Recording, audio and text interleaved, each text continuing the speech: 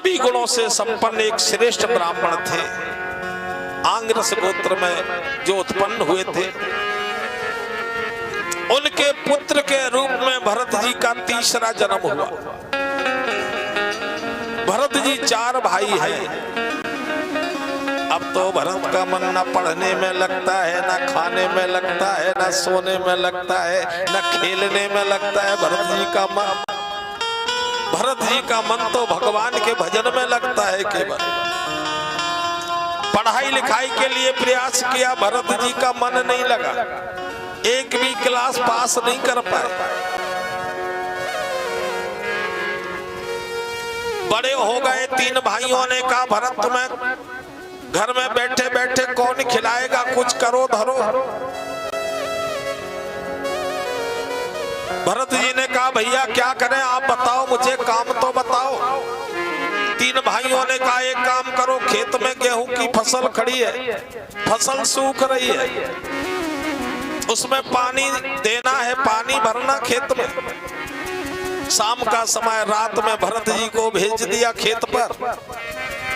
भरत जी सारी रात पानी देते रहे, सारी रात पानी चलता रहा। रात बीत गई, सुबह हुआ और सुबह भाइयों ने सोचा देखे खेत भर गया होगा, फसल हरी हो गई होगी। तीनों भाइयों ने जाकर के देखा तो क्या देखा, पड़ोसी का खेत तो लबालब करके भर गया और अपने खेत में एक बूंद पानी नहीं।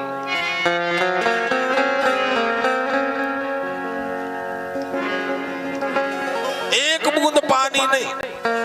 अब तो भाइयों को बड़ा गुस्सा आया, भरत तुम्हें पता नहीं अपना खेत कौन है, पड़ोसी का खेत भरते रहे रात भर। अभेद दर्शनम ज्ञानम ध्यानम निर्वसयम मनाः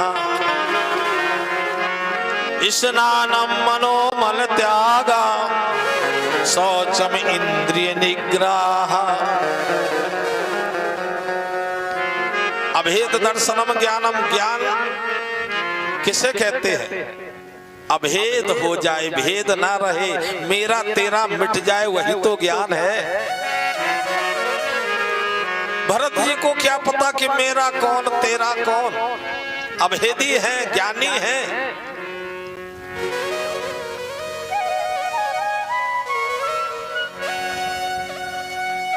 भाई बड़े गुस्सा हुए। एक दिन कहा भरत जी से जाओ, खेत में चिड़ियां सारे दाना चुगी जा रही है, चिड़ियों को भगाओ।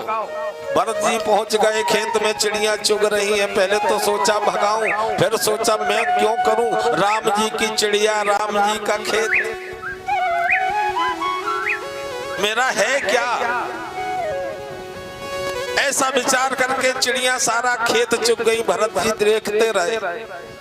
अब तो भाई बहुत गुस्सा हुए, गुस्सा होकर के भरत जी को घर से निकाल दिया। भरत जी चाहते भी यही थे।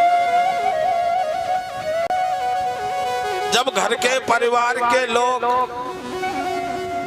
आदर ना करें और घर से निकलने का समय आ जाए तो समझो ये बुराई नहीं है, ये पाप नहीं है, ये समझो कि पुण्य का उदय है कि मुझे हरि अपने द्वार बुलाना चाहता है।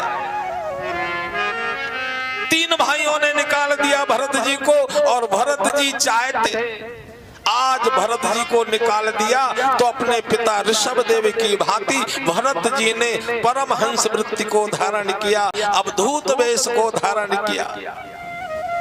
कभी गरीबों के द्वार पहुंच जाते, 2 रोटी खा लेते, कभी सेठ साहूकारों के द्वार पहुंच जाते। कोई बड़े प्रेम से फूलों की माला पहनाता भरत जी को और कोई बड़े गुस्सा में आकर के 10-20 गाली सुना देते। लेकिन भरत जी को कोई फर्क नहीं है, जैसे फूल वैसी गालियां। कोई मान देता, कोई अपमान करता, कोई रोटी खुला देता, कोई बुरा भली बात सुना देता। भरत जी तो समता को धारण करने वाले महापुरुष हैं। ब्रह्म भूता प्रसन्नात्मा न सोचती न कांक्षति। वो ब्रह्म भूता है, वो ब्रह्म में रत है, वो स्वरूप में स्थित पुरुष है। प्रसन्नात्मा, मान मिले तब भी प्रसन्न रहते हैं, अपमान मिले तब भी प्रसन्न रहते हैं। न सोचती न कांक्षति, न कभी सोच करते हैं न कोई आकांक्षा है उनकी। आज भरत जी कभी जंगल में पहुंच जाते, कभी शहरों में पहुंच जाते, लोग उनको पागल समझते, पागल। क्योंकि जो सच्चे महापुरुष होते उन्हें कोई पहचान नहीं पाता। कोई उनकी दाढ़ी उखाड़ लेता, कोई कुएं में लटका देता, कोई धूल मट्टी फेंकता, कोई पत्थर मारता। भरत जी के ऊपर पागलों की भांति विचरण करते रहते, महीने बीत जाते, स्नान नहीं करते। ये महापुरुष संत होते हैं। संतों को पहचानने वाले बहुत कम हैं। ये हीरा होते हैं संत।